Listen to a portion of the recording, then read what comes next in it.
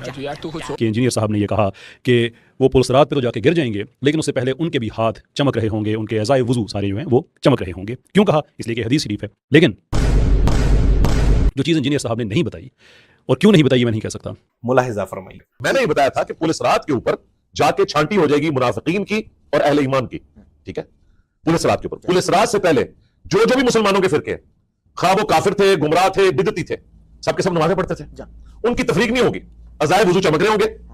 ज़ाहिर है कि वो दुनिया में मुसलमानों का लेबल उनके ऊपर लगा हुआ था, लेकिन जिस तरीके से उन्होंने उम्मत को यहां धोखा दिया, वहां उनका धोखा नहीं चलेगा। जैसे ही पुलिस रात पे पहुंचेंगे, इस तरह के मुनाफिकीन कट कट के जहन्नम में गिरेंगे। बात यह डिस्कस हो रही थी कि पुलिस रात का मकसद यह है कि मुसलमानों में जो छुपे हुए मुनाफिकीन है, जो अहले किबला अहले कलमा थे, क्या कादियानी अहले किबला अहले कलमा नहीं है? इसी किबले की तो नमाज पढ़ते हैं, अहले कलमा भी है वो। वैसे वो गुलाम कादियानी को रसूलुल्लाह नहीं कहते, उम्मती नबी कहते हैं। कलमा वो यही पढ़ते हैं, मोहम्मद रसूलुल्लाह, ठीक है? आप नहीं कहीं दिखा सकते उन्होंने कभी कलमा पढ़ाया गुलाम अहमद कादियानी रसूलुल्लाह ना, वो उम्मती नबी, वो अल्लाह से करते हैं। तो जब पुलिस रात में पहुंचेंगे ना, मुसलमानों के सारे फिरके दुनिया में, तो वो बजाय मुसलमान होंगे, नमाज़ें भी पढ़ते होंगे, किबला रुख खड़े में होंगे, जो बुखारी में हदीस है, जो हमारे किबले की तरफ मुंह करके नमाज पढ़े, हमारा ज़बिया खाए, तो वो मुसलमान कंसिडर किया जाएगा। तो दुनिया में कानूनन वो अपने आप को मुसलमान समझते रहे, लेकिन पुलिस रात में जाके छांटी होगी कि यहां अब जो सही वाला मुसलमान है वो पार करेगा, दूसरे नीचे गिरेंगे। तो मैंने कहा था अज़ाए वुज़ू जितने मुसलमानों के फिरके हैं उनके चमकते होंगे। इंजीनियर साहब had no regard for it whatsoever, उन्होंने कादियानियों को एज उठा के उम्मत के अंदर घुसेड़ दिया। सही कह रहे हैं, कह रही है। अगर ये दायरा इस्लाम से खारिज हैं, तो फिर इनके हाथ पांव कैसे चमक रहे होंगे? ये कौन सा लॉजिक है भाई? और अगर ये खारिज नहीं है तो ही चमक रहे होंगे। भाई आपका नॉलेज तो कमाल का। ये भी उसी लाइन को फॉलो करते करते करते आज इन्होंने उम्मत के अंदर शामिल कर दिया। पागल है साला। उम्मत के अंदर कि किसी कादियानी को जो कि काफिर हैं, उनको उम्मत के अंदर दाखिल करना, क्या ये कलमात कुफर हैं या नहीं है?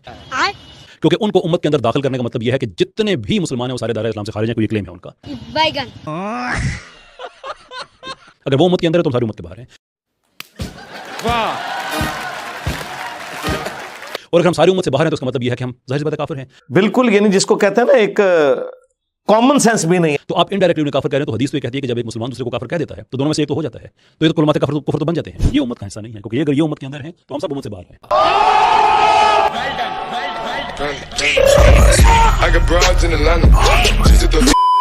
इधर भाई तो असल मसला दसने की है, ऐ वे कहानी। क्या दूसरे मज़ाहिब के लोग उम्मत मुहम्मदिया में से हैं?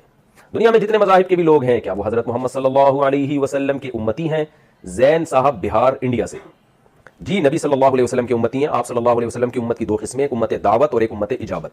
इजाबत का मतलब वो है जिस उम्मत को दावत पहुंची और उसने आपकी दावत पर लब्बैक कहा, जैसे कि मुसलमान हैं जो कलमा पढ़ चुके हैं, जो आप सल्लल्लाहु अलैहि वसल्लम की नबूवत पर ईमान ले आए, खत्म नबूवत पर भी, और जो इस्लाम ने बुनियादी अकीदे सिखाए।